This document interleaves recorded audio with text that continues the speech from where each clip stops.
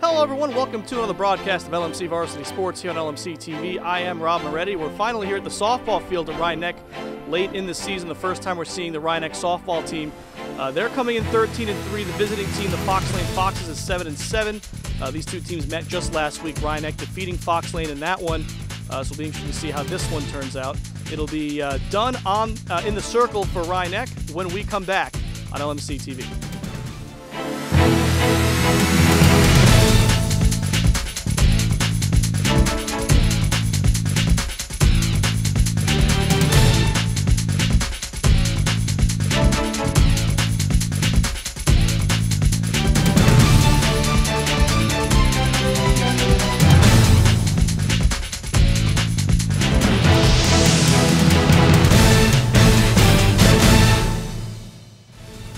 As the Rhinebeck infield converges around 8th grader Olivia Dunn. Just about ready to start here. Give you the Panthers in the field. From left to right in the outfield, it's Katie Fraioli, Lindsay Walter, and Jackie DeSico. Infield third to first, Nicole Miller, Brianna Cefaloni, Sam Espada, and Shannon Ligori at first. Dunn in the circle, Yanuzzi behind the plate. And the first hitter is Vanessa Nataro, who is the opposing pitcher for Fox Lane.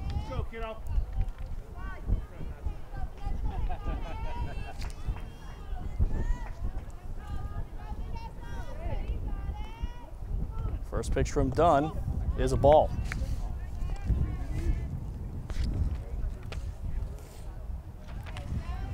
I don't know if it's because this game was originally scheduled for a Saturday, but only one umpire here. No field umpire. Kind of a drag swing there, swing and a miss by Nataro, count 1-1.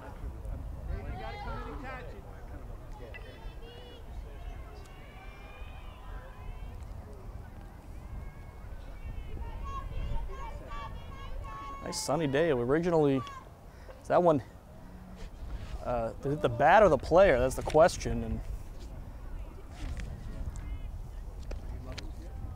Nataro's shaking her hand, but it doesn't mean she got hit with the ball in the hand. It could have hit the bat. They're still talking it over. She's not going down to first. It sounded like it went off the bat. That's going to be called a foul ball. That's not what you want early, is to have your pitcher get hit with a pitch or first at bat. Do you want the pitcher and the batter or just the batter? Looks like Nataro's going to be able to continue the at bat.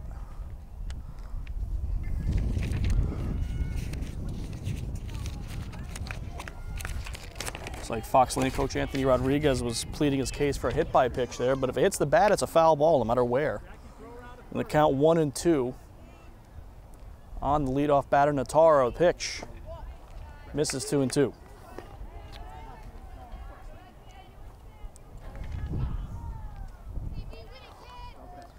Two balls, two strikes on the leadoff hitter. Pitch from Dunn, swing and a miss, ball dropped. Yanuzzi throws down to first for the first out.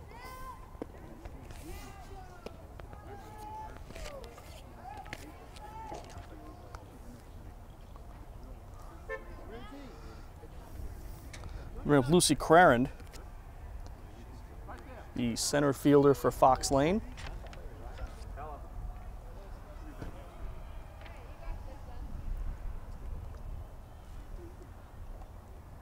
Crarand steps out.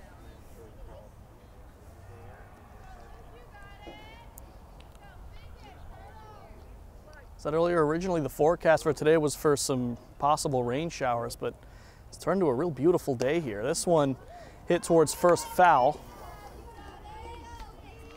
Crarand late on the offering from Dunn.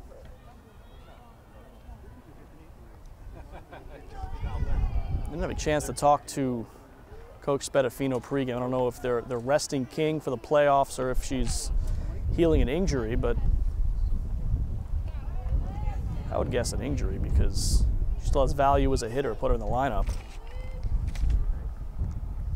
So it's done in there today. 0-1 pitch, swing and a miss. No balls, 2 strikes.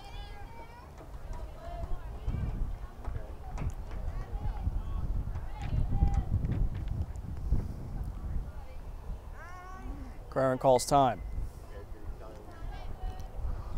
It's probably the slowest paced first inning without a hit we've seen in a while.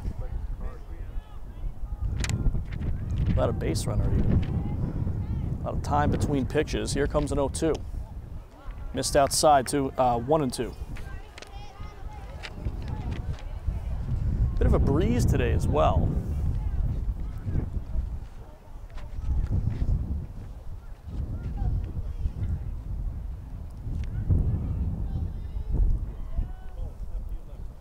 As Craren gets set inside the box, done, ready to deliver.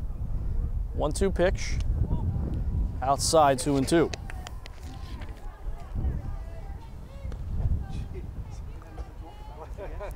Panthers coming in 13-3, and actually a couple losses in their last half dozen games, and that might be because of not having King available. Picture in a hitter in the middle of the lineup. So we're going to be at the softball tournament this weekend. Hopefully she'll be ready to go then. 2-2 pitch is hit in the air towards right. DeSico coming on. Can't put it away. It's a foul ball.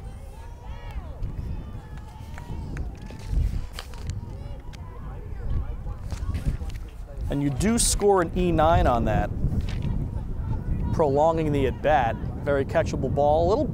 There is a wind, probably over 10 miles an hour right now, blowing from left to right field, and it probably affected the path of that ball, made it a little bit harder for DeSico to get it. So she did have it in the glove and it popped out. So the count remains 2-2. That one low and the count goes full.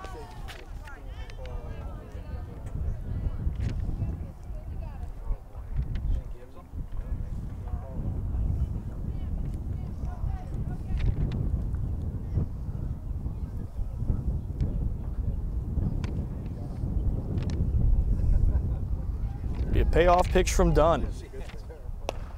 Hit hard through the left side, a base hit.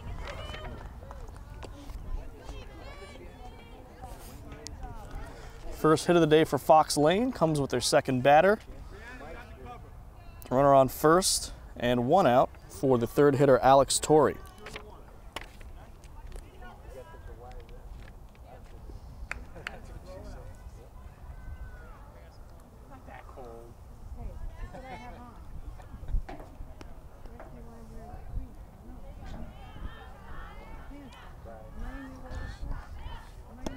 Torrey takes a first pitch strike.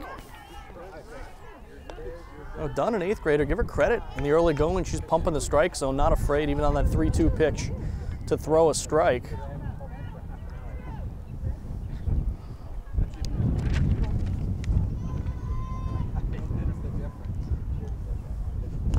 That one chopped foul. And Rhinex had a really good recent history of developing pitchers.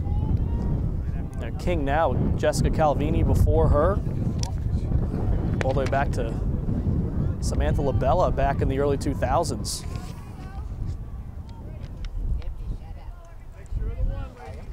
Good strong pitching lineage at Rhinebeck. Here's the 0-2. That's low.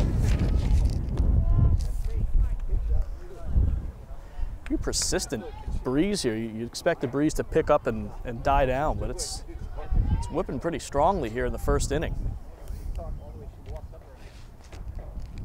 1 ball, 2 strikes on Torrey.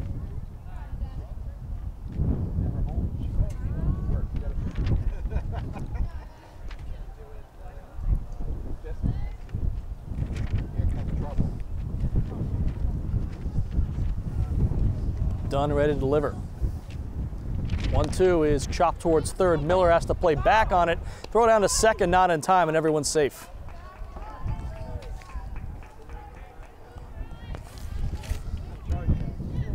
Now the question is whether fielder's choice or infield single. I think the expert call is fielder's choice. Kate Muller, the cleanup hitter and catcher, comes up for the Foxes.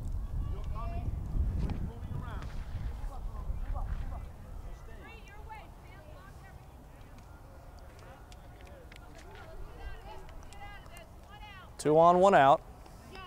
Still a double play situation. One pitch could get Dunn out of trouble. First pitch, a strike.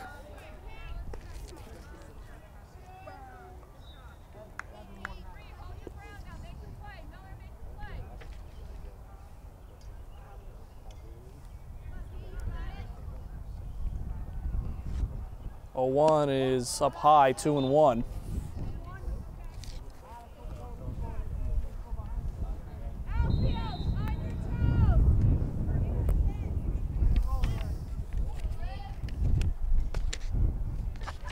One ball, 1 strike. Pitch from Dunn. Look out. Able to avoid the pitch was Muller. Count goes to 2-1.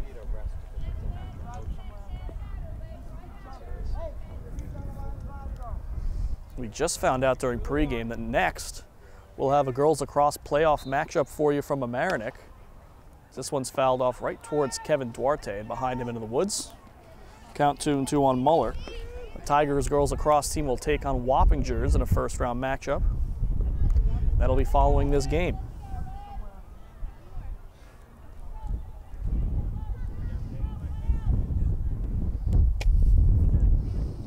Count 2-2 on Muller. Pitch. Count goes full.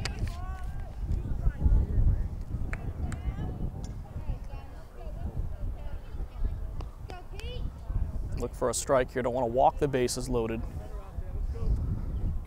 Payoff pitch from Dunn. Fouled off. We'll do it again. That's pretty much exactly what you would have expected. A strike and a swing. Muller just able to foul it off.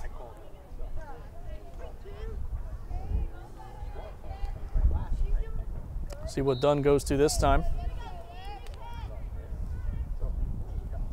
Another 3-2 pitch. Ball 4.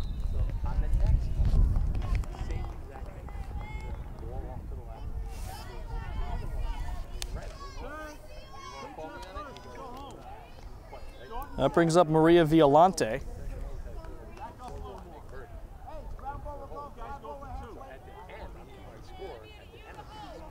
Number 5 hitter, first baseman for Fox Lane. Bases chucked, 1 out.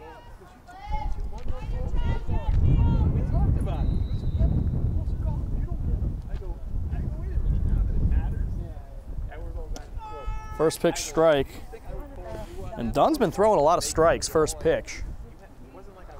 She's been getting ahead of the hitters, just not able to put them away in the early going. Of course, she struck out Nataro to start the game, but then 2 singles and a walk. 0-1. Swing and a miss as Dunn shows the changeup. Violante was out in front. Now she's up 0-2.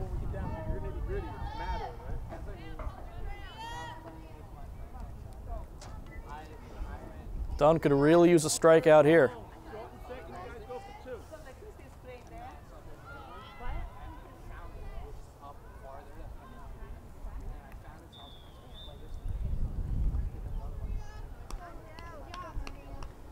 Violante calls time.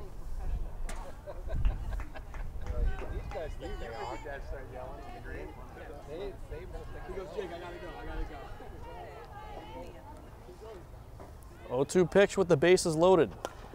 In the air, beyond first. Looks like this one's going to make the woods and actually bounces behind the stands and goes out of play. The count remains 0-2.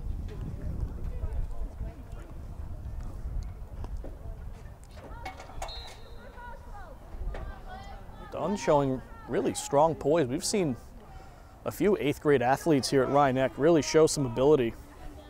Saw Casey Gottlieb, the goalie for the girls lacrosse team, make some big saves when we were there about a week ago. This one on the ground towards short. They'll get the force at second, and that will be it. The throw sails away, and that'll get a second runner in. It's 2-0 Fox Lane.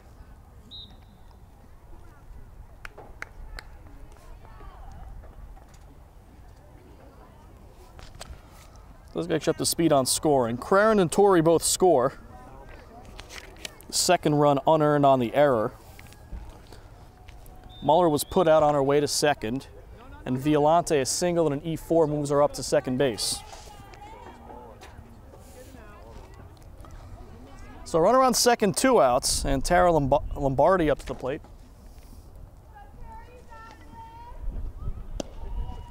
That one just missed, 1-0. Might be the first batter that Dunn hasn't started off with a strike.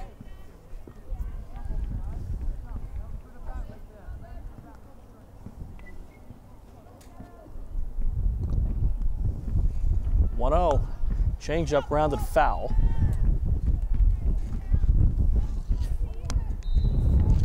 Count evens up 1-1. 2 runs in for Fox Lane here in the first. Rhinebeck still waiting for a chance to hit.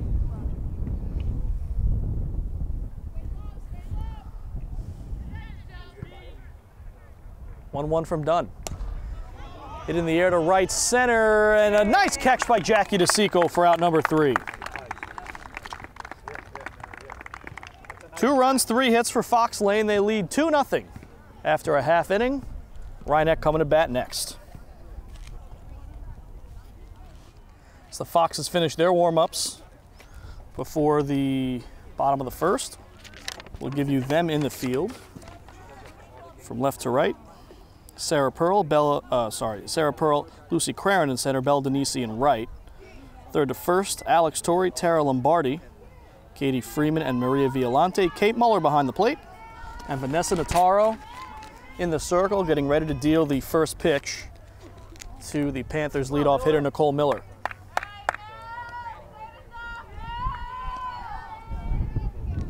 Panthers trying to come back from an early 2-0 hole.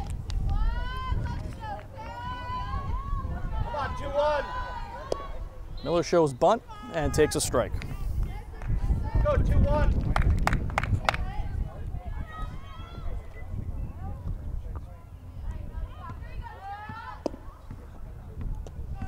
That one outside, in there. Count 0-2.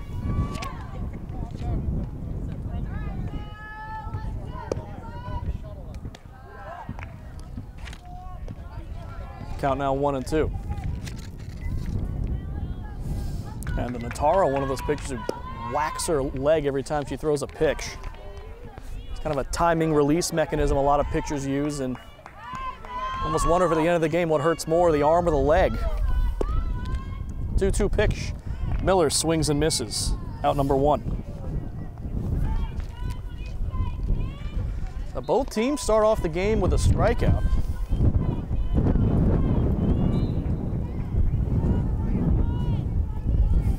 That brings up Olivia Dunn, 8th grader batting second. First pitch is in the dirt, 1-0.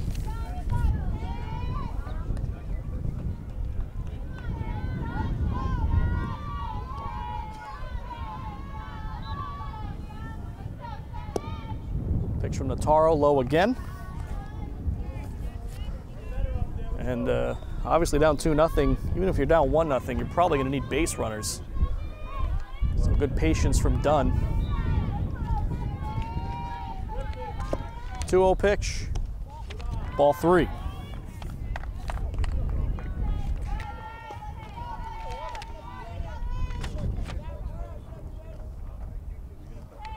Probably a get me over pitch coming from Dunn. And she misses. 4-pitch walk. Panthers have a runner on, nobody out.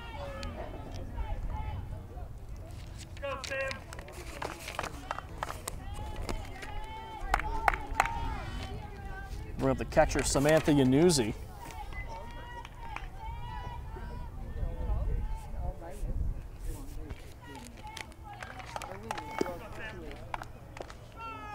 First pitch is a strike.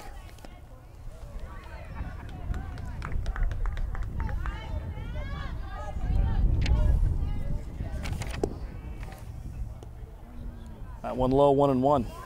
Yanuzzi, another 8th grader. So a complete 8th grade battery for Rhinebeck. They're batting 2-3 in the lineup. This one hit towards second, caught on the fly, and it's a double play.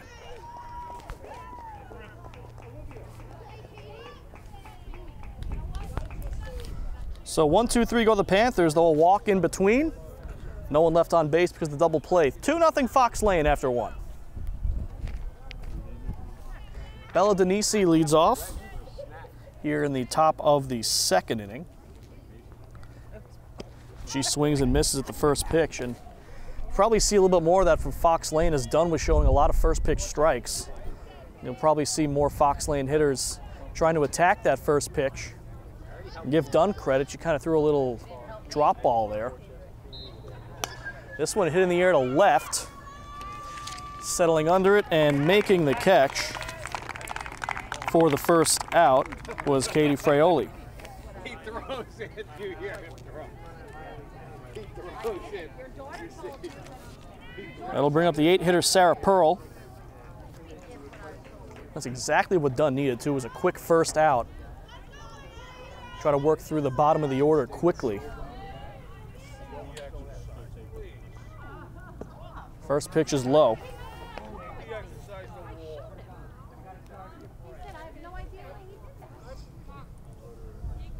Really wasn't a bad first inning either from Dunn, just that one's a strike. A little bit of defense got in her way as there was that foul ball DeSico couldn't come up with. That would have been an out. And the errant throw allowed a second run to score as well. So add those together and this counts 2-1. Now you add those two errors together and it's probably a 0 or 1 run inning. Just one run was earned. Count goes to 3-1 now on Pearl. You want to be around the plate down near the bottom of the lineup. Make those hitters work their way on and earn it. 3-1 pitch from Dunn. Swing and a miss, count goes full. Dunn throwing a lot more off-speed stuff this inning.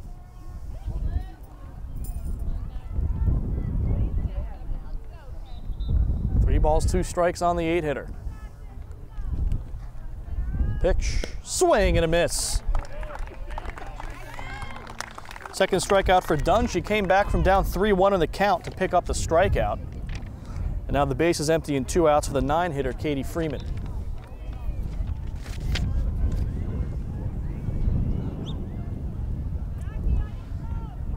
Lefty swinger. Freeman might be one of those slash and dashers. Batting left-handed gets her a step closer to first base.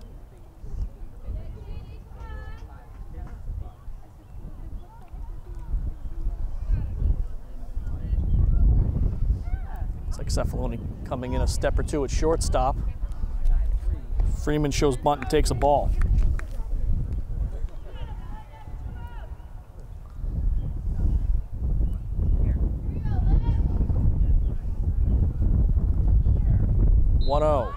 Shows bunt, it's ball 2. So I wonder if Freeman's trying to draw the infield in or if she's really just waiting for a good pitch to lay down. And don't keep throwing balls, at least let her put it in play and let your defense make a play. That one is a strike. And the count 2-1 on Freeman. See, as soon as the pitch is coming in, even the outfielders are charging.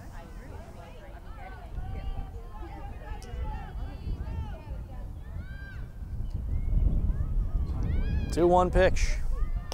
This one does get down. Miller fields, throw to first in timeout number 3. So 1-2-3 inning in the second for Dunn. The Panthers will get back to work at the plate, trailing 2-0. Cleanup hitter Shannon Ligori leads off here in the second. First pitch is a ball from Notaro.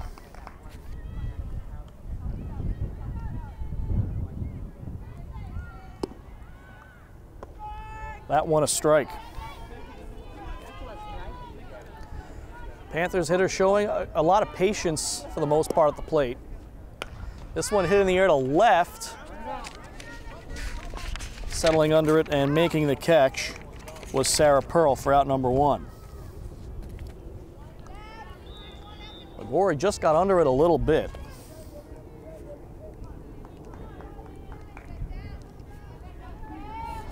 Here's Sam Espada, the second baseman, number 5 hitter. First pitch strike from Notaro.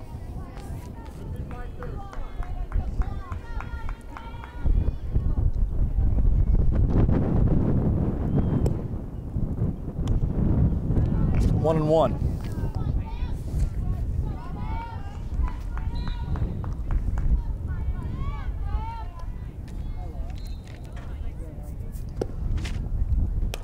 This one hit well towards left center, but right there was the center fielder Craren to make the catch.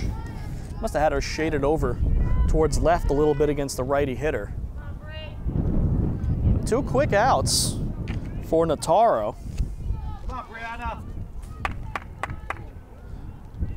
That brings up the Panther shortstop, Brianna Cefaloni. She takes a first pitch strike.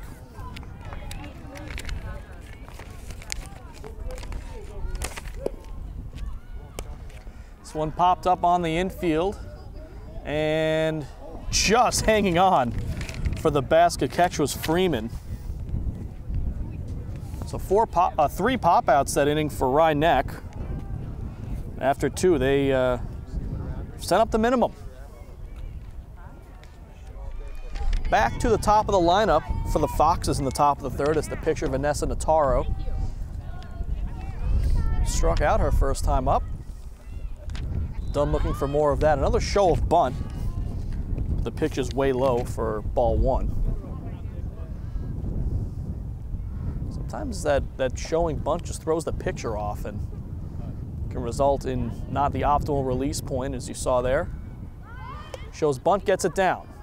Dunn fields it herself. Throw to first is in time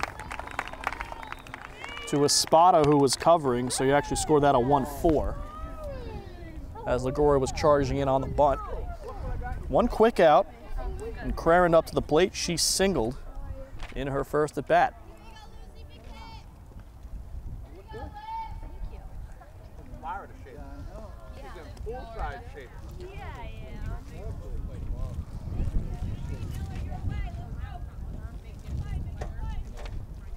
Craren calls time. I planted flowers by the pool. Getting it ready for you. Now the umpire talking to something over with Craren and probably saying that was a little late to call time. Might not get it next time, so be ready.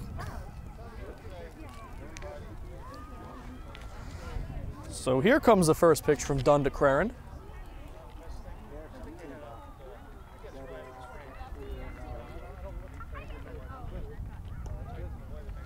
And it's a ball.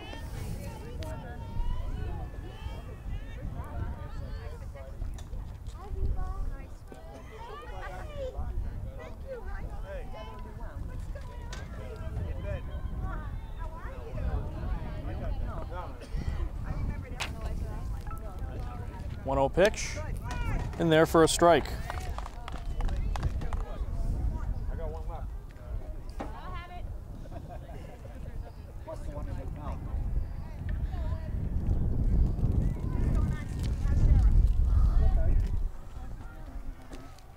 Be a 1-1. Hit on the ground towards short. Cefaloni can't handle the hop. So Craren reaches for the second time. That's a borderline error single call. Was hit hard, but I'm gonna go E6. We do say this if you're following along at home. Don't know why you would, but don't take what I say as the official scoring decision.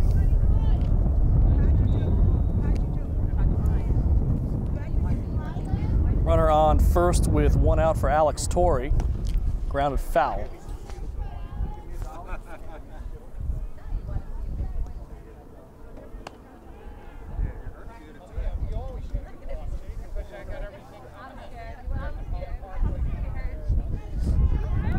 So count 0-1 on Torrey.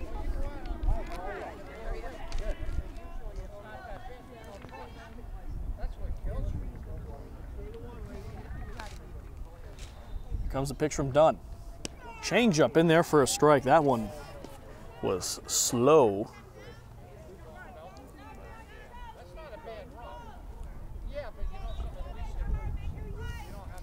So 0-2 on the 3-hitter Torrey. Dunn looking for a second out. This one grounded towards Cefaloni, bobbled, shoveled, safe. Close play at second as Cefaloni tried to recover and flip to Espada. You have to call that one another E6. Kind of a tough luck call there. You go to the videotape? Yeah, we should go for the videotape. Let's see. What happens when you only have one out? So 2 runners on with 1 out. That'll bring up the 4-hitter Kate Muller.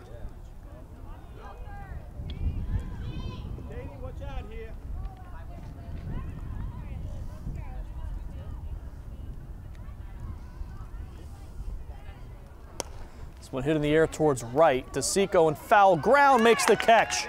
Runners tag, and they will each advance a base.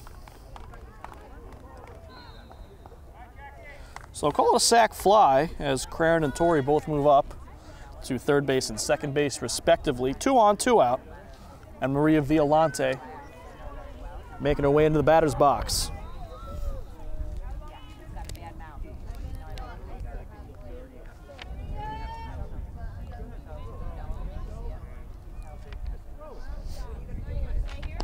They check over at first to see if Torrey left on time. Umpire, if she was even looking, says that she did. I don't know how you could look at the ball and that's a tough call to make even if she didn't leave on time. Without a second umpire, I don't know how you can even expect that call to be made. Count 1-0.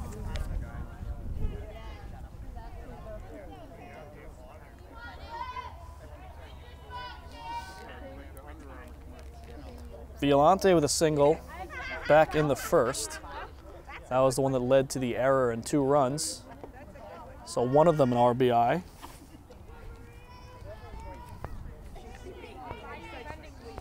Two 2-0 now on Violante.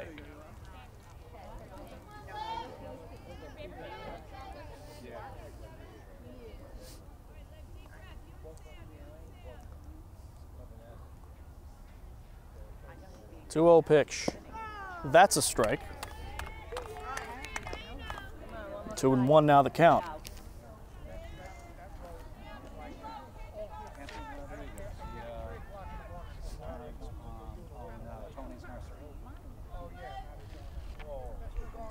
Pitch from Dunn.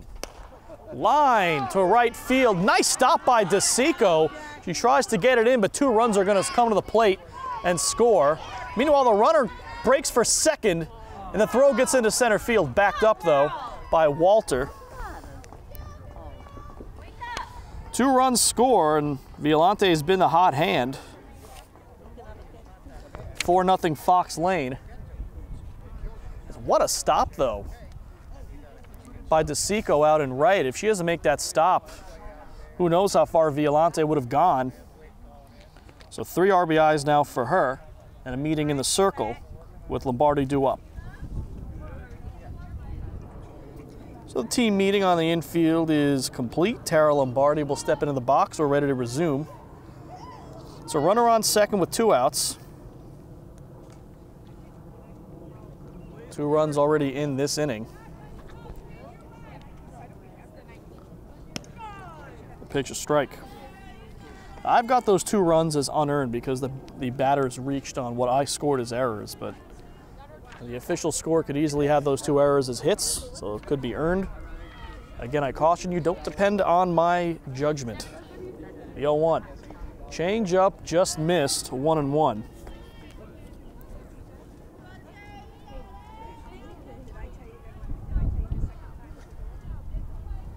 Now trailing by 4, Ryan next has to get this third out quick and start showing some ability at the plate. Swing and a miss. The count 1-2 on Lombardi.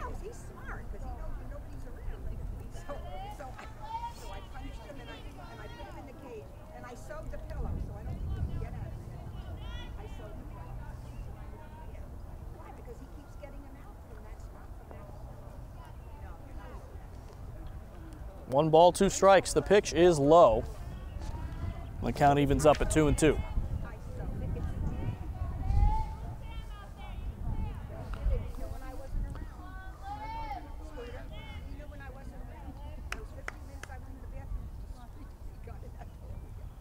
So the 2-2 pitch, just tapped, and good call by the umpire that did get a piece of Lombardi while she was still in the box, so it's a foul ball.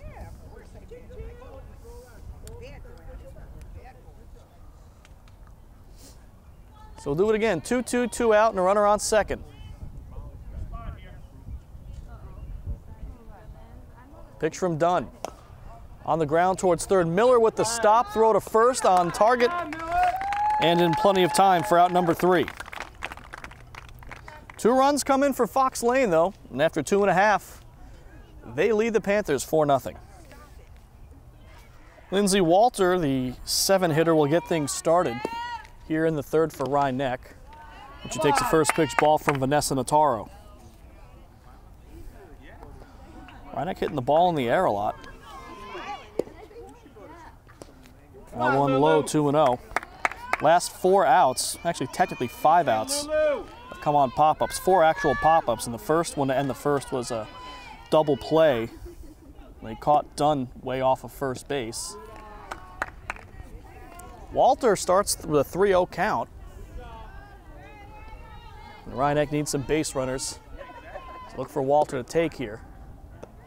She does, and it's ball 4.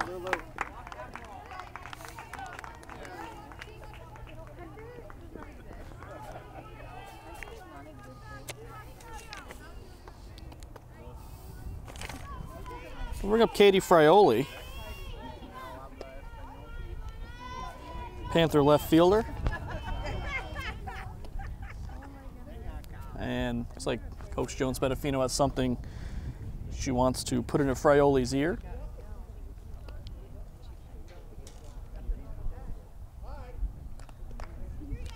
Looks like we're ready to go.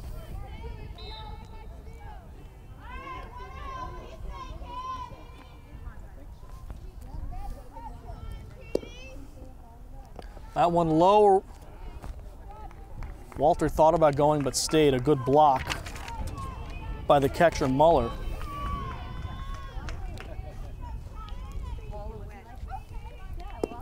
Count 1-0. That one low, 2-0. Interestingly, Notaro, she has 2 walks today and both are on 4 pitches, almost like she doesn't want to waste her pitches. When she gets to 3-0, she'd rather just put the batter on. And now 3-0 on Frioli. So this could be a chance for Rye Neck to get back in the game, then get a couple runners on, maybe grab a couple hits. They're still hitless today. And that's ball 4. So 8 pitches and 8 balls to start the 3rd inning. Brings up Jackie DeSico, and you wonder if Fox Lane coach Anthony Rodriguez will want to talk to Notaro. Catcher Muller's going to go out and try to get things straightened out. 8 straight out of the zone, not the way you want to start an inning, especially with 7, 8, 9 due up.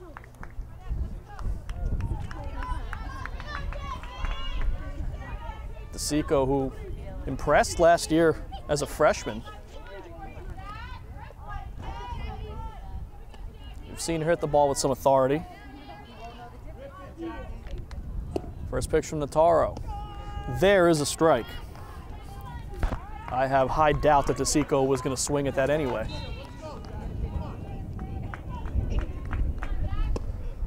Pitch. Strike 2. So after 8 straight out of the zone, 2 straight in. Notaro just flipping a switch. Here's the 0-2. Foul towards us and out of play.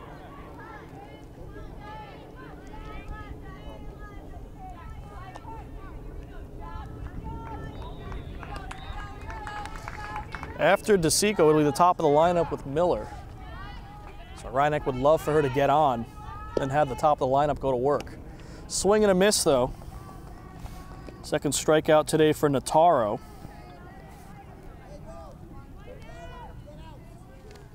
Come on, 2-1. No contact inning. 2 walks and a strikeout against Notaro, and now Nicole Miller, who struck out to lead off the game, will take her second at bat. 2 on, 1 out, and the low ball blocked by Muller. Come on, Miller.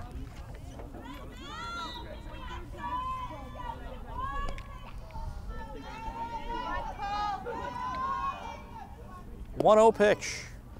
Miller shows bunt, takes a strike. I think I disagree with the, I don't know if she was actually gonna bunt, but with 1 out, you bunt, you have 2 outs. I'd rather bunt with nobody out and have 2 shots at getting those runs in. Of course, in softball, bunting is very often for a hit, so 2-1. It is a strike 2-2, and you can assume the bunt will be off now. Obviously, a foul bunt with 2 strikes goes as a strikeout. 2-2 pitch. In the air to left. Retreating, some wind, it gets down fair. And the runners have to hold up.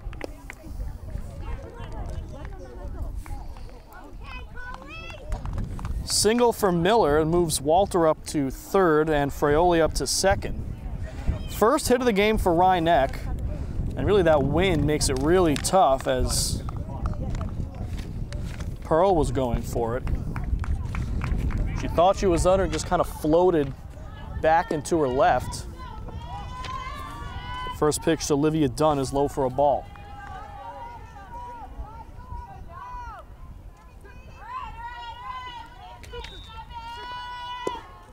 Base is loaded, 1 out, and the count goes to 2-0. Rye-Neck could use a big hit here, trailing by 4. Ball 3. And this is the ultimate, here comes a strike. 3-0, bases loaded. Better off laying one in there than not. Dunn taking anyway, it's a strike. Good hitters count, 3-1. 3-1 pitch is a strike. Notaro, a good job to come back in that at bat. 3-2. Ball 4, and the Panthers are on the board.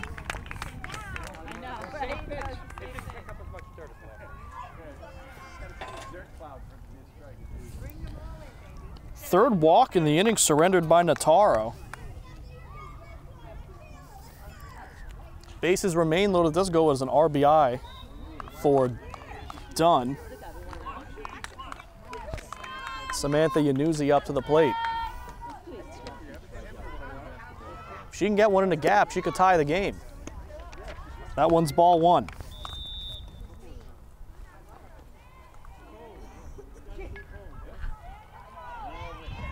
Another day of full action here at Rye-Neck. Both softball fields in use. There's a modified game going on.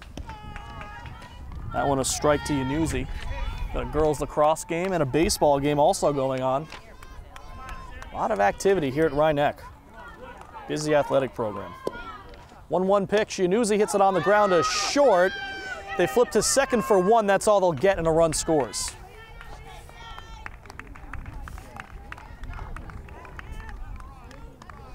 So Miller moves up to third. Dunn was put out on her way to second. It's an RBI fielder's choice for Yanuzzi. And the score now 4-2.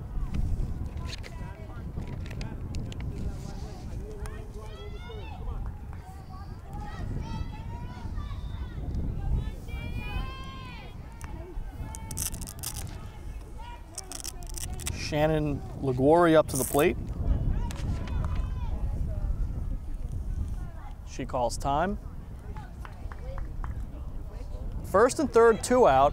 Rye-Neck's already scored 2 this inning, showing some, not just some, a whole lot of signs of life for the first time today at the plate. That's a first pitch ball.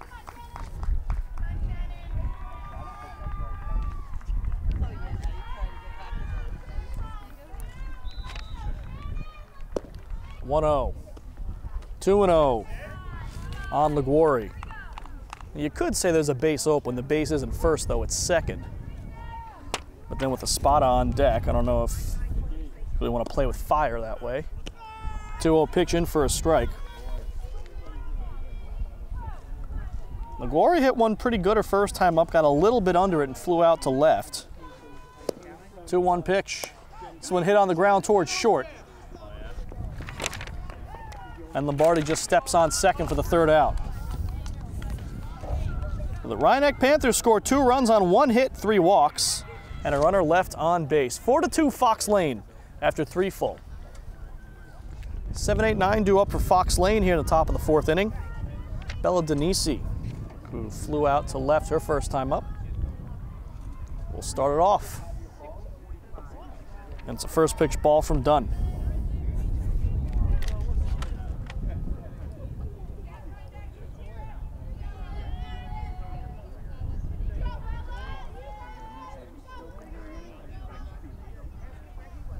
Swing and a miss. Denisi could not catch up to the heat. Almost looks like Dunn's pitching backwards a bit, using the off speed and then using the fastball as a change of pace. 1-1. 2-1.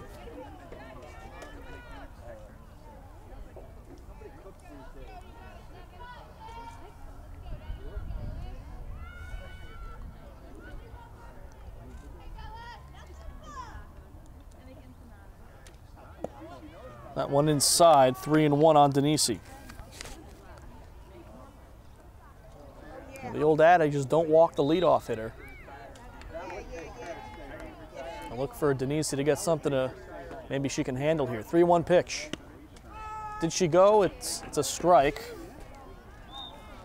Not sure if it was on the swing or on the call. Either way, count goes full at 3-2. Be a payoff pitch from Dunn. It's ball 4.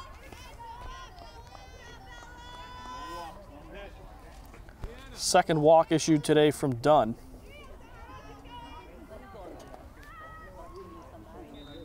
And that'll bring up Sarah Pearl.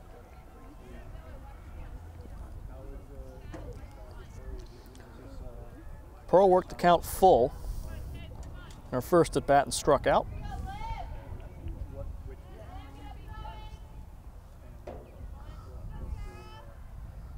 Pitch, showing bunt. Taking a ball, throw back to first, not in time. As Yanuzzi wanted to check in on Denisi, she got back in time.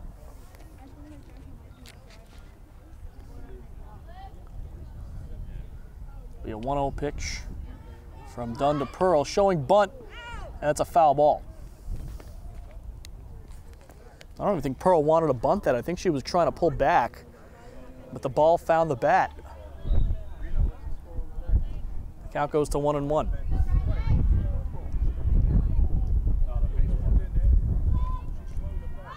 Showing bunt again, and that is an offer.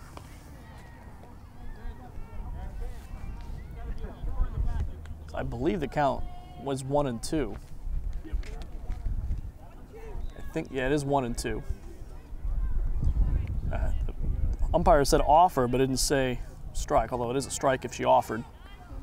Count 1-2 on Pearl. Pitch from Dunn. Low, 2-2.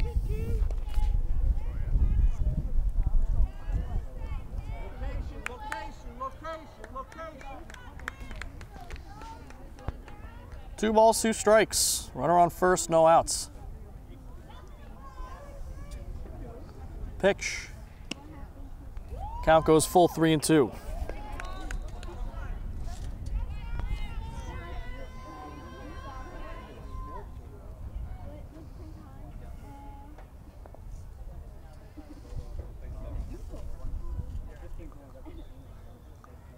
Payoff pitch is low, ball 4. So kind of the same way that Notaro started off the bottom of the 3rd. So this isn't on 8 straight pitches, but 2 walks. 9 9-hitter Katie Freeman coming up, and with nobody out, this could be a bunt, especially considering the conference she's having with Coach Rodriguez. She's up right-handed this time. Come on, double play. That might mean a bunt. Notice a lot of 9-hitters switch hitting situationally, and she does bunt. Dunn has it. Throw to first in time, the bunt successful as the runners move up with 1 out. So credit Freeman with a sacrifice. Denise to third, Pearl to second. And Nataro, the leadoff hitter, up. 2 on and 1 out.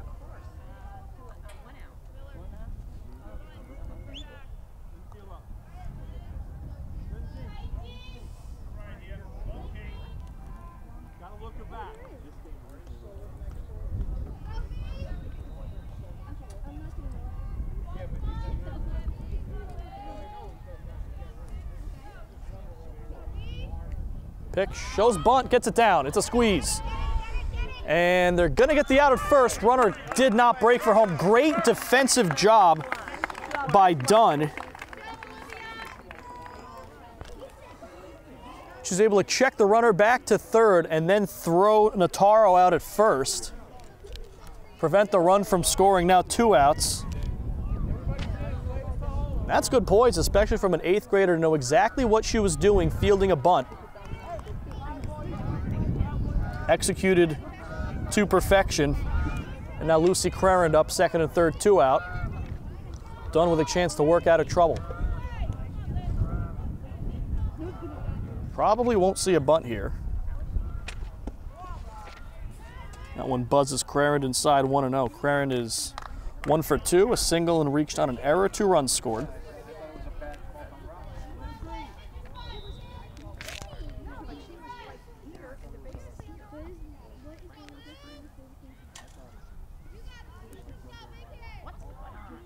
Here comes a 1-0. It's in there for a strike.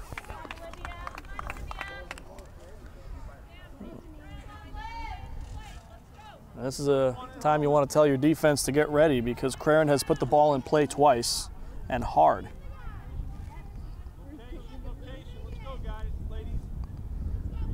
1-1 pitch coming up from Dunn.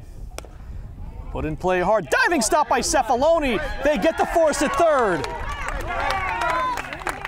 Great play, Brianna. Way to stay on the base, Nicole.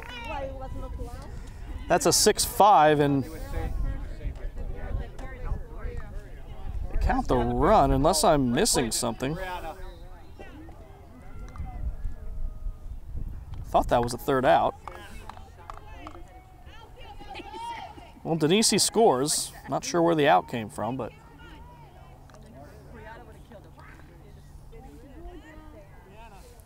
so Crarand reaches on a fielder's choice.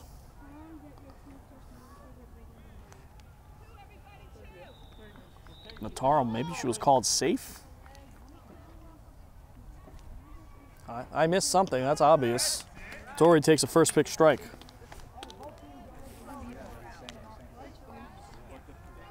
So there are runners on first and second.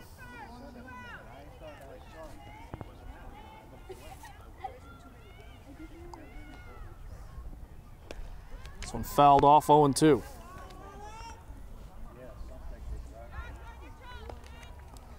And Nataro's on second, so clearly she was called safe on that sacrifice attempt. I thought she was called out. So I apologize, I stand corrected.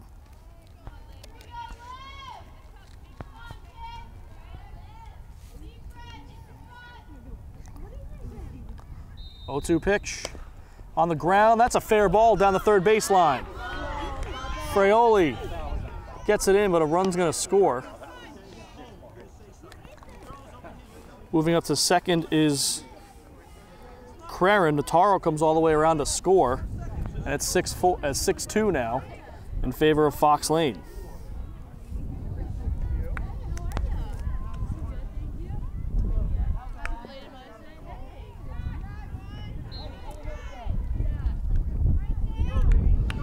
That'll bring up Muller, the cleanup batter.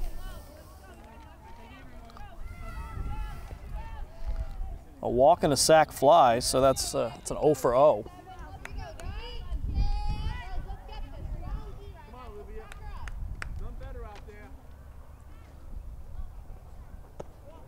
First pitch ball.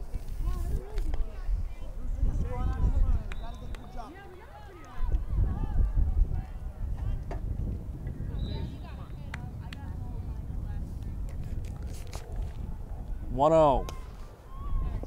Fouled. Just got it over the fence. The count 1-1.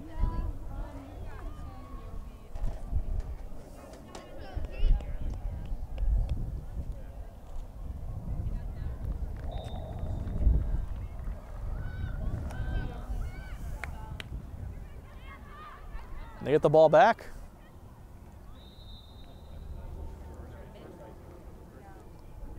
If they go too far in the woods, they're done for.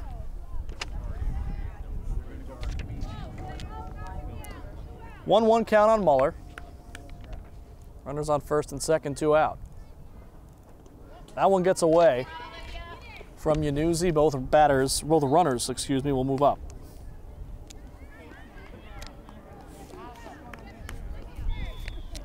Score that one a wild pitch. And makes the count 2-1 on Muller.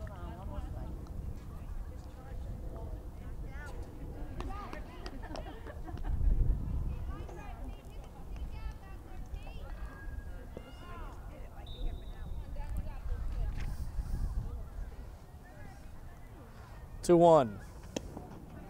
Just missed outside, 3-1.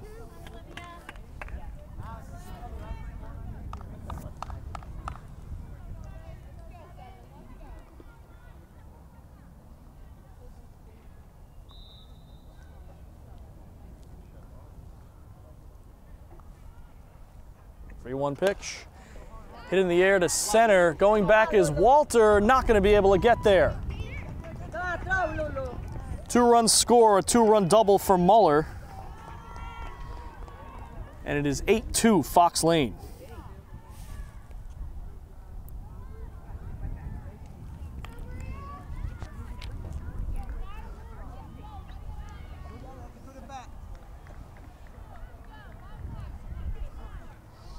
So here's Maria Violante.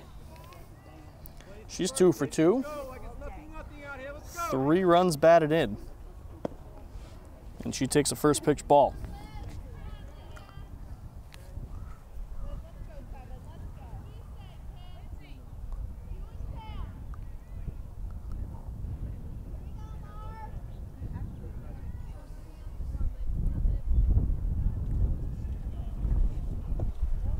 That one low, and it's 2-0. Violante, the 8th Fox Lane Fox to come up to the plate this inning.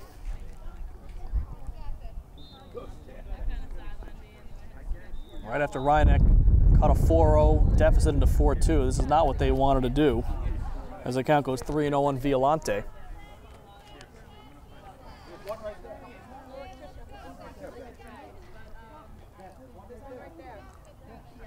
3-0 on a batter who's been hitting the ball hard. Might still stay away from the plate here. Whispers it across for a strike, count 3-1.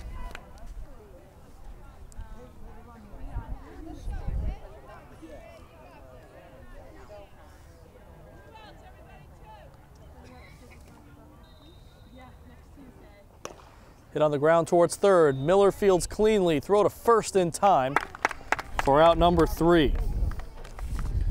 The Foxes strike for 4 more on 3 hits and a runner left on base. They lead 8-2 after 3.5 on LMC-TV. 5-6-7 due up for the Panthers. Sam Espada takes a first pitch strike. Panthers down 6 now. They need a lot of what they were able to do in the third. Couple walks, couple hits, situational hitting.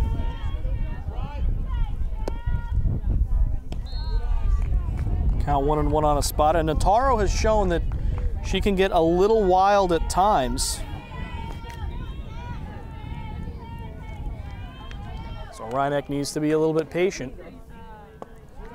Good patience there from Espada. Count 2-1.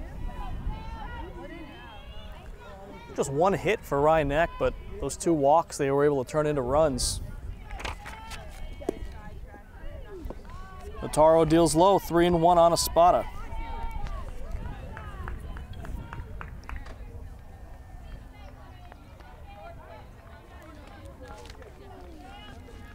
Three balls, 1 strike.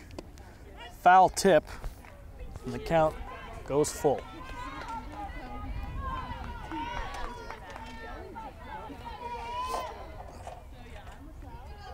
Payoff pitch coming from Notaro. Hit on the ground towards short and through for a hit. Oh, nice hit. Nice hit. Second hit today for the Panthers. Spot on first, no one out. And Brianna Cefaloni on her way into the box.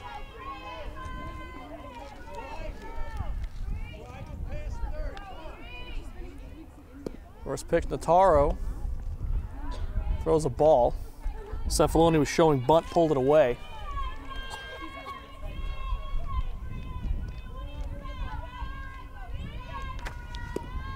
(1-0). Showing bunt again, it's 2-0.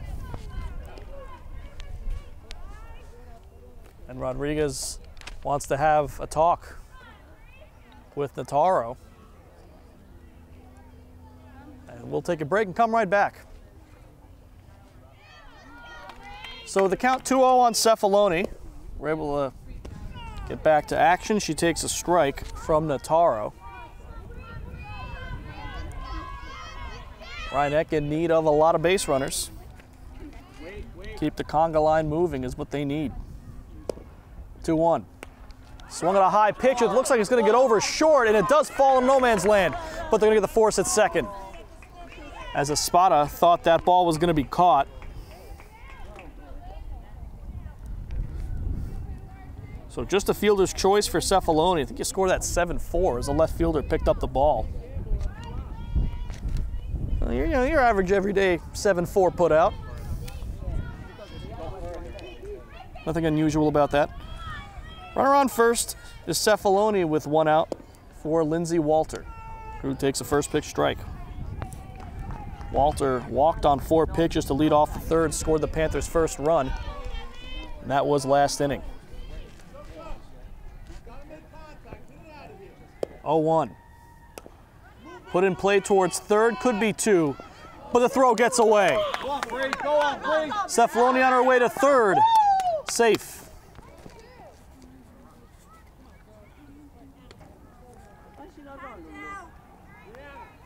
The throw looked like it was there. I'm going to score that E4. You could go E6 on the throw. Either way, that puts runners on first and third with 1 out. From our vantage point, it looked like the throw was on target. It had a little bit of sink to it, but regardless, first and third, 1 out, and Katie Frioli up to the plate. Notaro deals a strike. Frioli was the second of 2 walks on 4 pitches that started off the third. Count 1-1.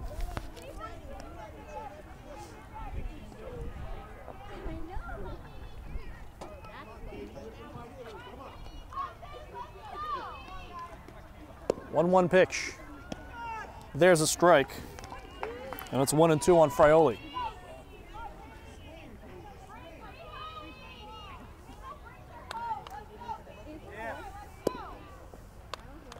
That one low and a nice stop by Muller. That's a run saver right there. Count 2-2 on Frioli. Pitch, chop towards third, foul.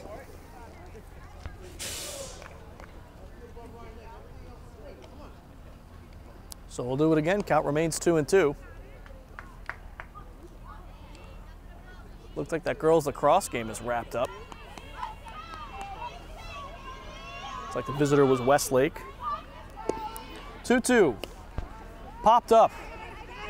Notaro calls and catches for out number 2.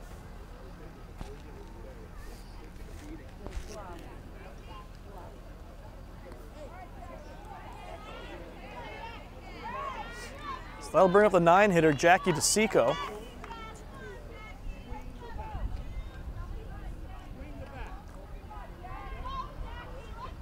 First and third, 2 out. And looks like Coach Spadafino wants to talk to DeSico.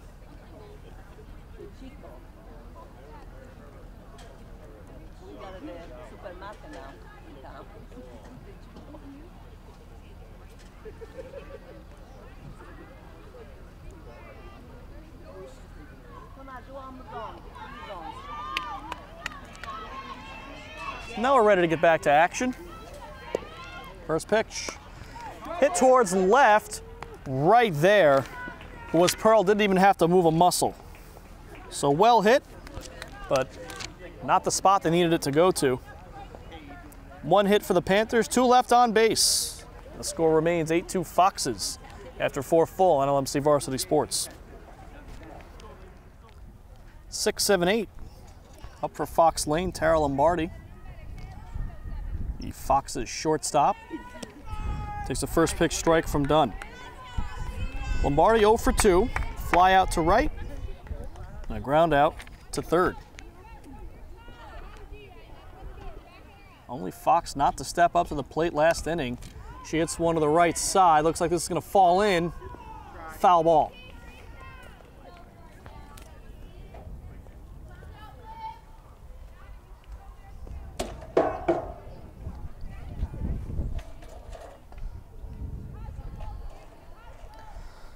So an 0-2 count on Lombardi.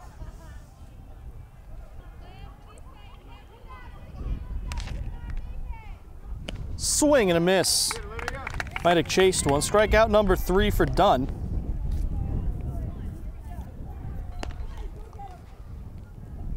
Three pitches for the strikeout.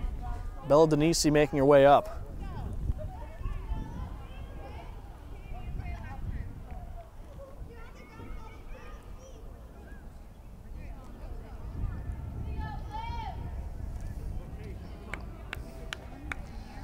Denisi 0 for 1. Led off last inning with a walk and came around to score. She takes a first pitch ball from Olivia Dunn.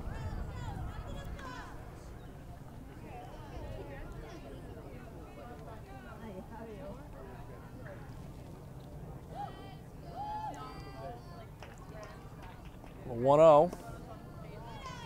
Just a bit low, 2-0.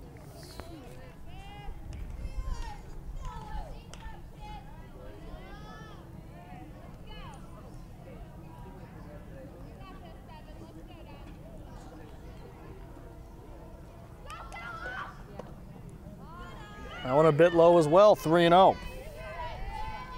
So after a 3-pitch strikeout, Dunn in danger of the exact opposite, a 4-pitch walk. 3-0 pitch. That's exactly what happens. It's the 4th walk issued today by Dunn. That'll bring up Sarah Pearl.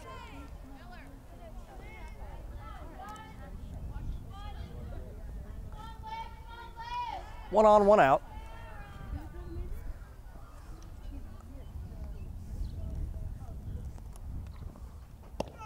First pitch is a strike.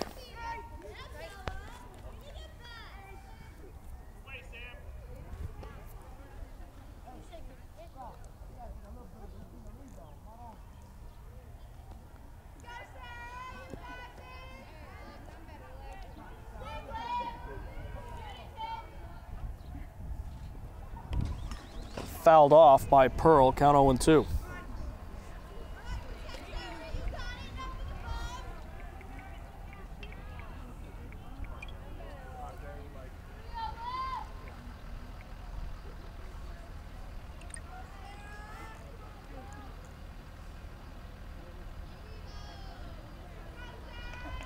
Oh-2 pitch, grounded towards third, ball stays fair. Throw to second for 1 is in time.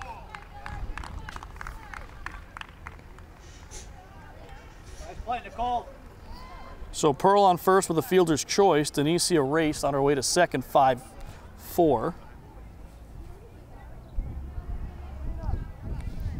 2 outs and a runner on first for the 9-hitter Katie Freeman. The real question is, will she bat left-handed or right-handed, or will she bat at all? Looks like we might have a pinch hitter or a pinch runner. Let's find out. It's a pinch runner at first. And it's Sabrina Shulo.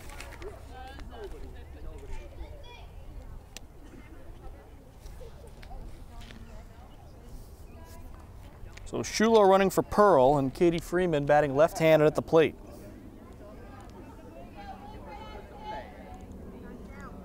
Freeman calls time.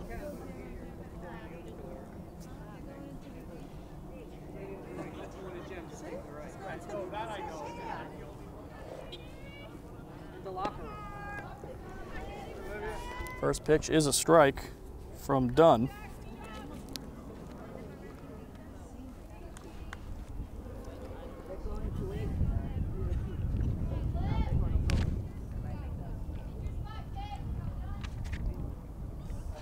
Oh, 1 pitch. Tried to hack at it, did Freeman. It's 0-2. And it's like Freeman might be a natural right-handed hitter trying to utilize the left-handed batter's box being closer to first.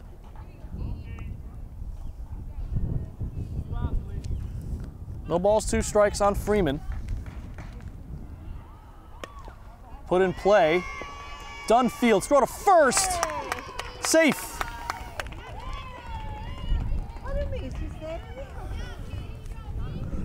Looked like Freeman did just beat that throw. So the strategy pays off. 2 on and 2 out for the Foxes pitcher, Vanessa Notaro.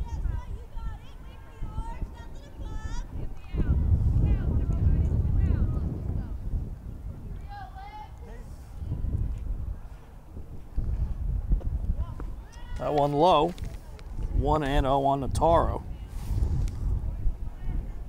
who is 1 for 3. It was a bunt single last inning that I thought was an out, and it was not.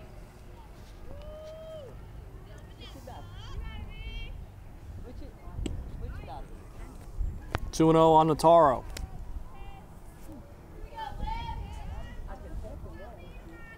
We're told the baseball game going on is going into the 8th inning.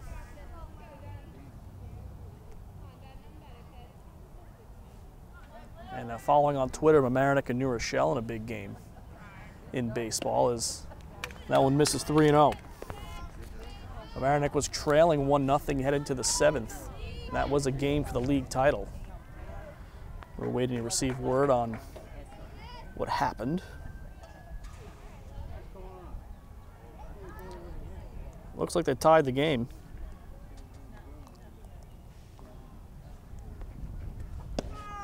.30 pitches in for a strike. And they got the runner hung up between first and second, and she doesn't get back in time.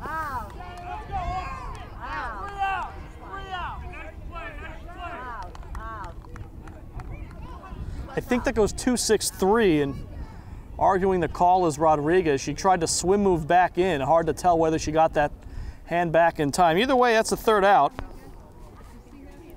And Notaro will get to bat again next inning. 8-2, no run score for Fox Lane this time. We head to the bottom of the 5th. Ryanek looking to take advantage of that defensive play. Top of the order for Ryanek here in the 5th. I think we've been saying it all game, but they need base runners. Trailing by 6. Miller takes a first pitch strike from Notaro.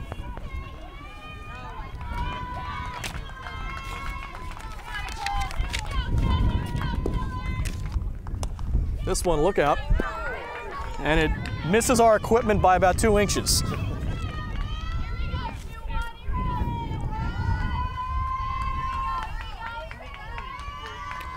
This one reports Shulo is staying in left field. She came on last inning for Fox Lane to pinch run for Sarah Pearl.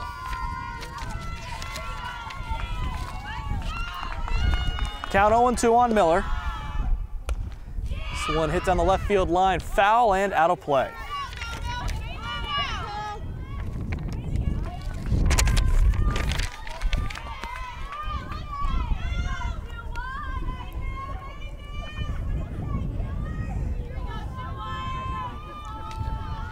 Count remains 0-2.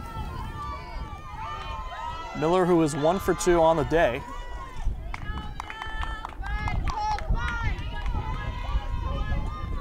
Looks like Notaro's ready. The pitch. Hit well towards left. This one gets over everyone. Miller on her way to second. And a bobble. She will make her way into third base. Throw will not come in time. Excellent base running from Miller to pick up third base on the bobble out in left field by Shulo. And the Panthers are set up to at least get 1 run this inning.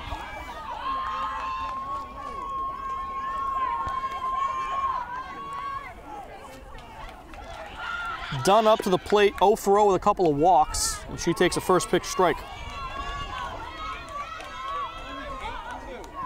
That hit from Miller really got the Rhinebeck dugout woken up. A lot of noise coming now. Dunn takes low, 1-1.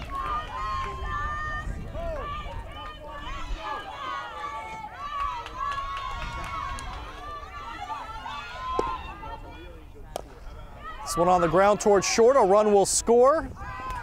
RBI ground out for Dunn. It's 8-3.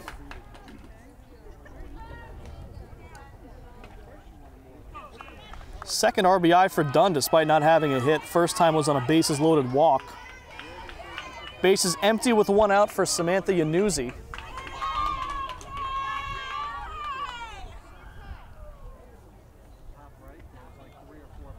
Yanuzzi getting some advice from Coach Joan Spedafino.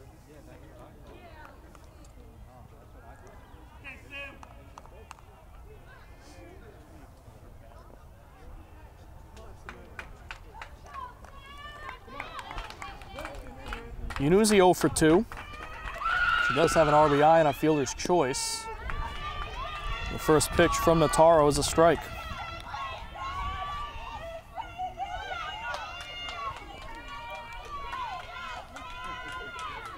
Oh, 1.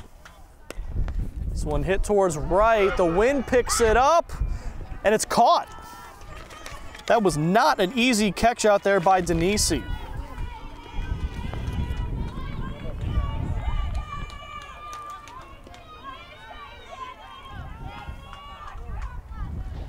So bases empty with 2 outs. The cleanup hitter, Shannon Ligori.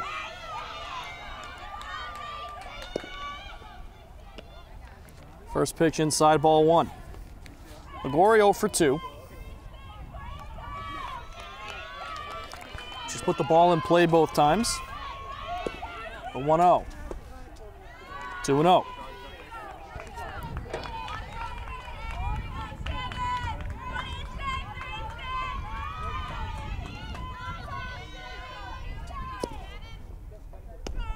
That one in for a strike, 2-1.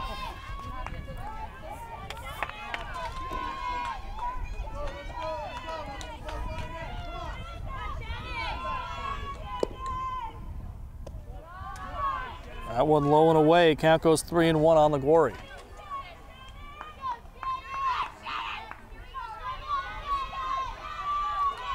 Base is empty, 2 out. The 3-1 pitch is hit in the air towards left. Shulo is there, makes the catch for out number 3.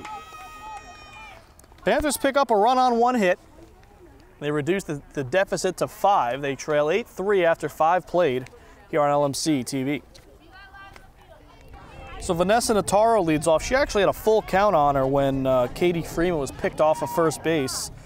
She'll get a fresh one to start the 6th.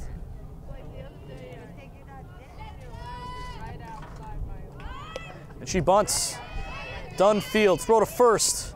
Not handled by Espada. Does it stay in play? Yes, it does. That's going to go E4. The throw was on target, and Espada just kind of went off the tip of her glove.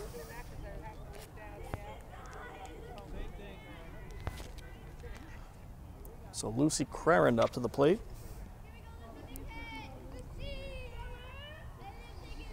She scored 3 runs today. Just 1 hit, also reached on an error and a fielder's choice.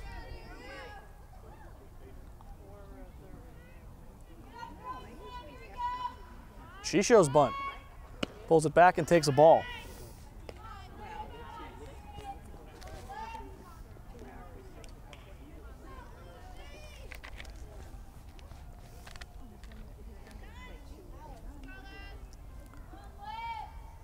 One-0 the count on Crarend.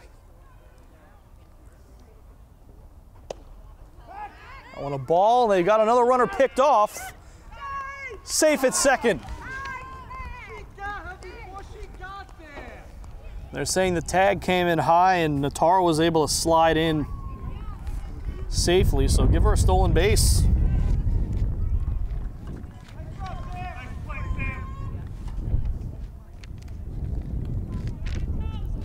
Count 2-0 on Crarend. We've had some close plays in this game. I feel bad for the umpire. No help out there, just the one umpire in this game. Used to seeing 2. The field umpire would have handled that call. That went in for a strike.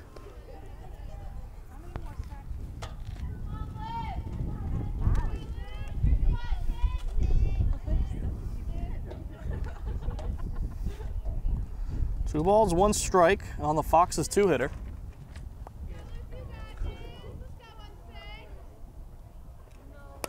This one hit in the air towards right, going foul. And having to dodge Kevin Duarte was Jackie DeSico. Before you get concerned, Kevin's out of play. We make sure we put our cameras behind the lines.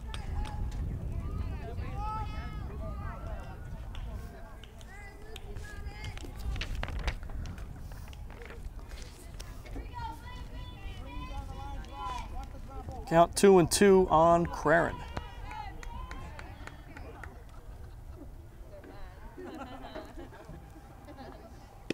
Called strike 3.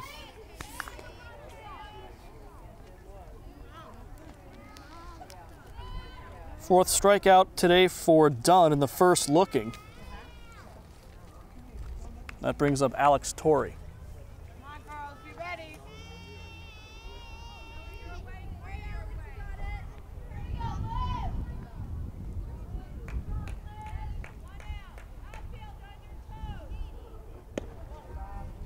First pitch high to Torrey, 1-0. Torrey 2 for 3, 3 runs scored, also reached on an error. So she's been on base every time she's come up.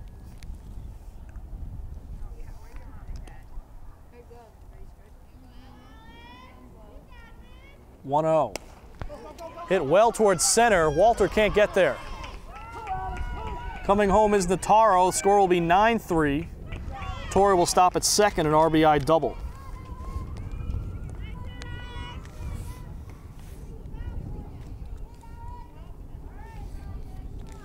That run unearned as Nataro reached on an error, the runner who scored.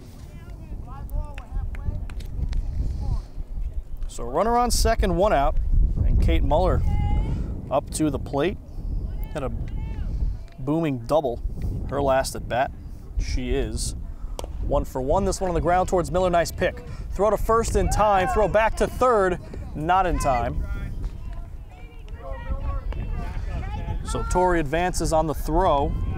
Muller out 5-3. 2 outs. Runner on third for Maria Violante.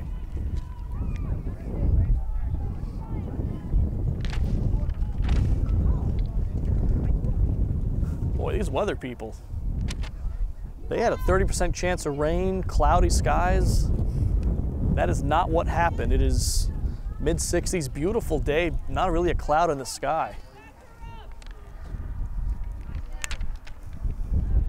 You could bet in this profession, I'm checking the weather a lot. Nice to know whether I'm going to get rained on. Violante 2 for 3, 3 RBIs. Right back to Dunn. Throw to first in plenty of time. So Fox Lane scores 1 on 1 hit. They lead the Panthers 9-3. Sam Espada leads off here in the bottom of the 6th. Rhinebeck down by 6 runs. First pitch is a strike. I have to look back in their record, but I don't think we've seen Rhinebeck lose a game here in a couple of years. Or last year, we had trouble getting a competitive game out of them. Swing and a miss 0-2 as they were just blowing teams out left and right.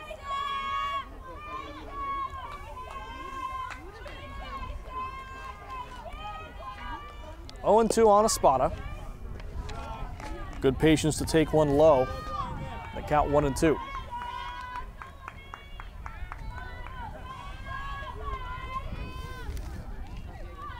One ball, 2 strikes. Pitch is way high, 2-2.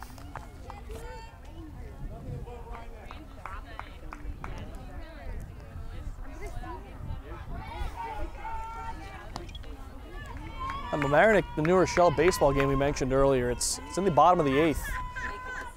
New Rochelle has the bases loaded with 1 out. So that one low, count goes full. It was a triple with 1 out, and then Mamaroneck intentionally walked 2 batters to set up the force at every base, and might as well, because the only run that matters is the one on third. Again, that game for a league title. 3-2 pitch, ball 4. So Espada down 0-2, 4 straight balls. 5th walk issued by Notaro on the day. The Panthers have the leadoff hitter on. That'll bring up Cefaloni. Cefaloni 0 for 2, shows bunt, and takes a strike.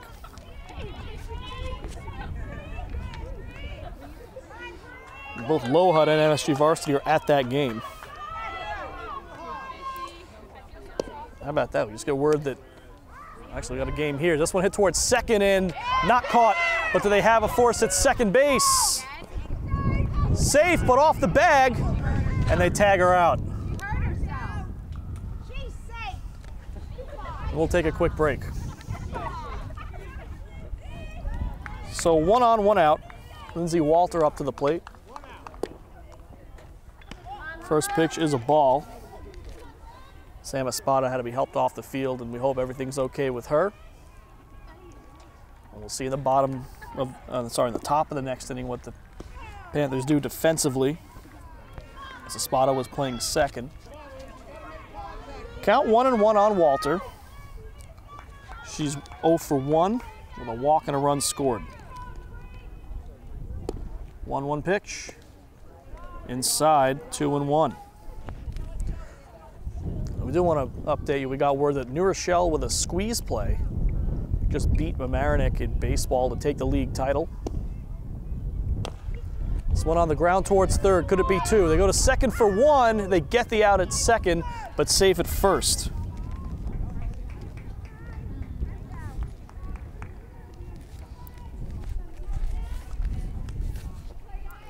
So a fielder's choice gets Walter on first. Cefaloni back to the dugout, and Katie Frioli up to the plate.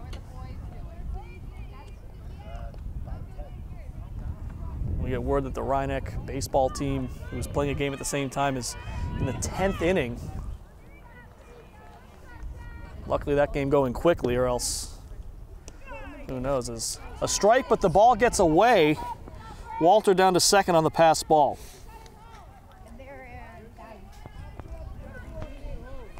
Rhinebeck had, the baseball team had a tie earlier in the year against North Salem, a game that went 10 and then it got dark.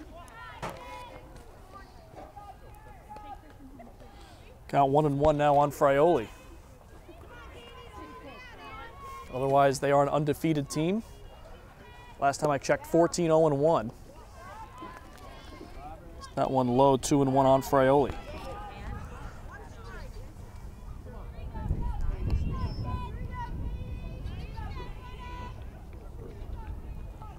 Two balls, 1 strike.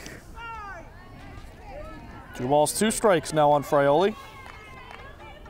0 for 1, walk and a run scored.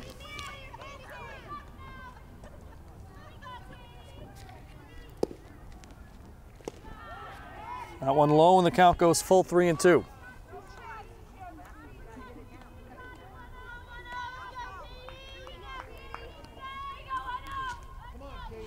Payoff pitch coming from Notaro. Ball 4. 6 walks issued by Notaro today. Runners on first and second now with 2 outs. Jackie DeSico up to the plate.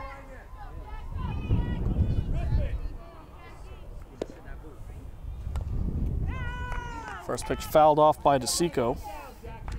0-1, DeSico 0 for 2 today. Hit the ball well to left her last time up, but it was right at the left fielder. And I mean right at, like she didn't have to move a muscle, just put the glove up. This one hit well to left again. This one gets down, a base hit, and the Panthers have loaded the bases with 2 outs. Throw came home.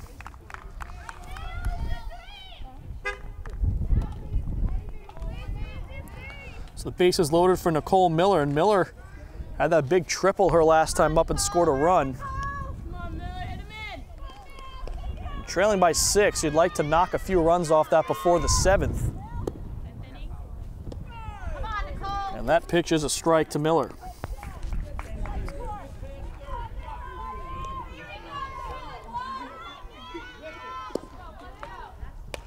This one hit well to center. And a nice catch. Backpedaling was Crarin to put it away for out number 3. So Panthers get a few runners on. Can't do anything with it. They still trail by 6 as we head to the 7th inning on LMC Varsity Sports. Tara Lombardi will lead things off here in the top of the 7th for Fox Lane. Defensive change for Ryan Neck. Leah Havlin's in the game for Espada. She's in left field. And Katie Frioli, who was in left, moves to second, which is where Espada was playing. Olivia Dunn still in the circle. First pitch to Lombardi is put in play towards second. Frioli tested right away, and she's able to put away Lombardi for the first out. That was quick. 1 pitch, 1 out. And boy, that baseball game over there in the back. 10th inning, still tied, Rhinebeck.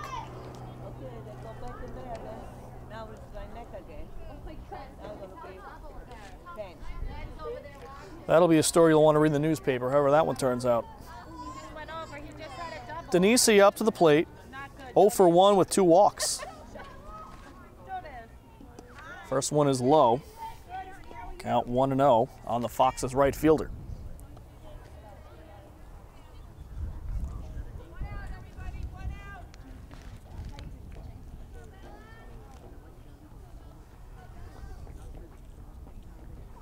The 1-0. Swing and a miss.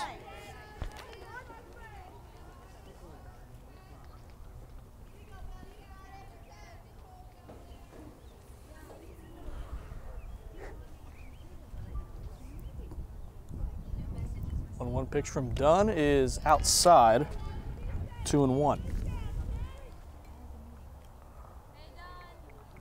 We haven't heard any noise coming from the baseball field, so not a whole lot of action there, just a lot of outs. Pitch is in the dirt. Count 3-1 on Denise.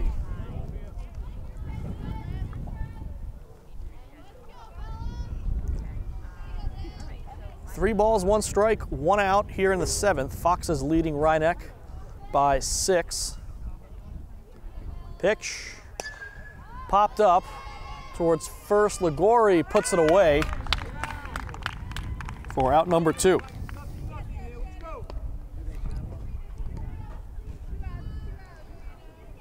We'll see if Shulo comes up or if Pearl's back in. There's Sabrina Shulo.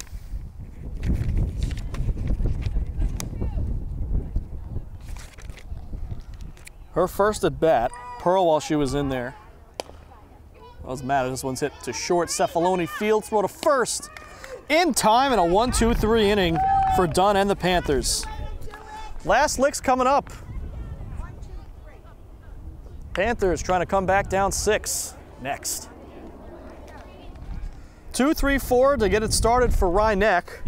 Here in the bottom of the 7th, it's Olivia Dunn leading off. Dunn 0 for 1, couple of walks. She takes the first pitch ball.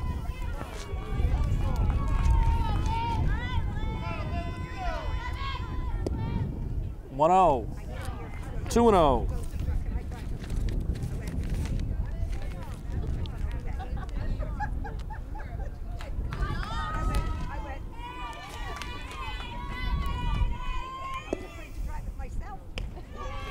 Upstairs, 3-0 on Dunn, not what Nataro wants. You want to put that leadoff batter away. Taking all the way was Dunn. It's a strike, 3-1.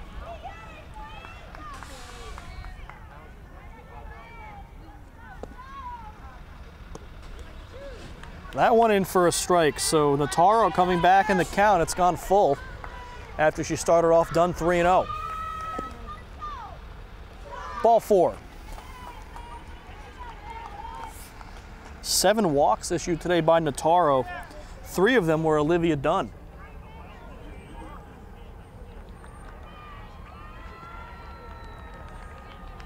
You know, I think the Rye-Neck baseball team just walked off with a win.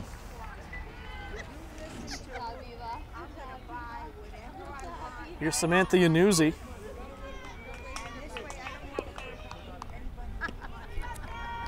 Upstairs, 1-0.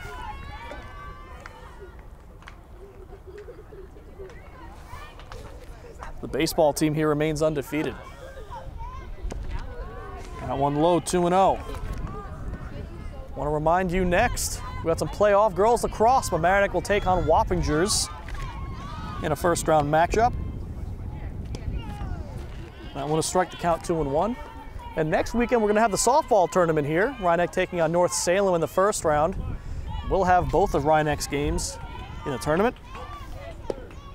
2-1 pitch is low. 3-1. Throw down to second, not in time. Dunn steals second. That's an interesting move down 6. And we're getting word that the final score in that Rye-Neck baseball game was 1-0 on a steal of home. The winning ways continue for the boys. Meanwhile, count 3-1 on Yanuzzi.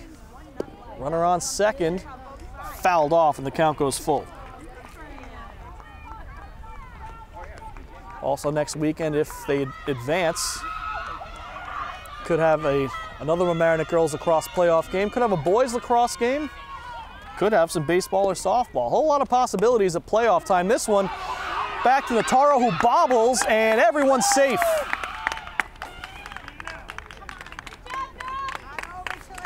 So Yanuzzi reaches on the E1. Dunn moves over to third, 2 on, nobody out. And the cleanup hitter, Shannon LaGuarri, working her way up to the plate.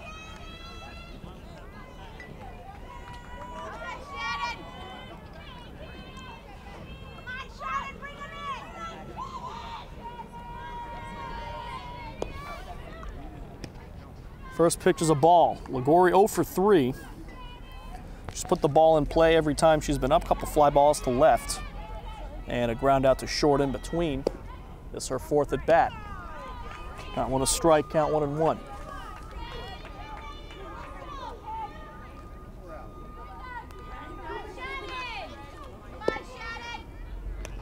That one fouled off. That'll get behind the backstop. Count 1-2 on LaGuarri.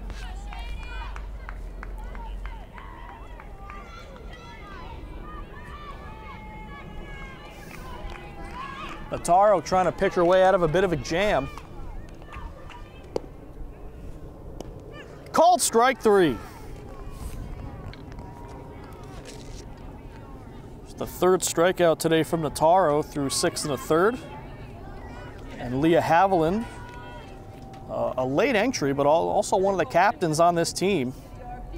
She'll come up for her first at bat as she came in to replace Sam Espada.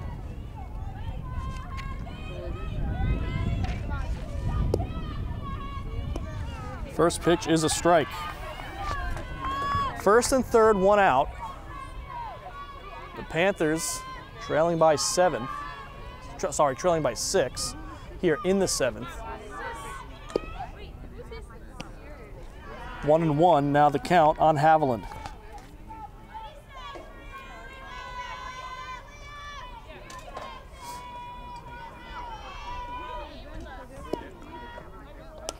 This one in the air towards short and put away by Lombardi for out number 2.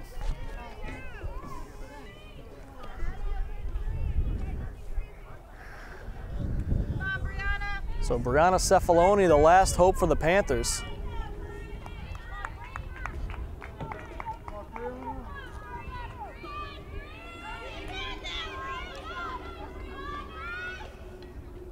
Shows bunt, pulls it back, takes a strike. Cefaloni 0 for 3, but she's put the ball in play all 3 times, and 2 of them she reached on a fielder's choice. 0-1 pitch. Hit towards third. Throw across. In time, and the game is over. So Rhinebeck puts a couple of runners on in the 7th, but unable to get any of them across. Final score 9-3. Panthers falling to 13-4, while Fox Lane gets themselves back above 500. They're now 8-7. Stay tuned for the postgame show. It is coming up next on LMC Varsity Sports. Back on the postgame with Panthers coach Joan Spadafino. Coach, obviously not the result you wanted today, but a lot of walks your team was able to draw today. I believe I had 7 walks. Yeah. How happy are you with at least the way the offense was able to show patience? Oh, I think we can really pick our pitches. Obviously, we didn't string things together, and I am very, that is, I didn't know that it was 7. I knew that we had a number of walks. If we get a couple of key hits there, don't make a couple of errors, it would have been a different ball game. And you had Olivia Dunn, an 8th grader, in the circle today, and it can't be easy for an 8th grader, obviously, to play at the varsity level. How impressed have you been with how she's handled it? She's been amazing. She's really done a great job. And, watching the game today, she got them to ground out. She got them to pop up. We just didn't make the plays behind her either. And, with Diana out, she's really stepped up, and I'm very proud of her. You've got the tournament games coming up this weekend. Hopefully more of a tune-up for the playoffs, you're hoping. What are you hoping to accomplish with the team on Saturday? Go back to the basics. Let's work harder on defense and with our hitting and timely, and play our game. This wasn't our game today. Really, we really didn't do well, as well as we could. But we'll pick it up and we'll be fine. Back to wrap up a 9-3 loss by the Rhinebeck Panthers to the Fox Lane Foxes, a game where Rhinebeck fell behind early and they were able to chip away a couple of runs here and there, but weren't able to really get on a roll on offense. That combined with, as Coach said, not the game they wanted to play defensively. Olivia Dunn, really impressive, I'd say, for an 8th grader in the circle. You can't really blame her for the loss. She did everything right, and the team as a whole just couldn't rally around her and hold Fox Lane at a distance where they could catch up. So Rhinebeck falls to 13-4. Fox Lane improves to 8-7, and we'll be back here next week for the tournament. The executive director of LMC-TV is Eric Lewis. The associate director is Matt Sullivan. Community sports producer is me, Rob Moretti. Camera crew today, Kevin Duarte, Connor Byrne, and Xavier Campo. And one more time, stay tuned. We've got some playoff lacrosse. Just got word that to change the seeds, so it might not be Wappingers, but we will have the Mamaroneck Girls lacrosse first round game next on LMC-TV.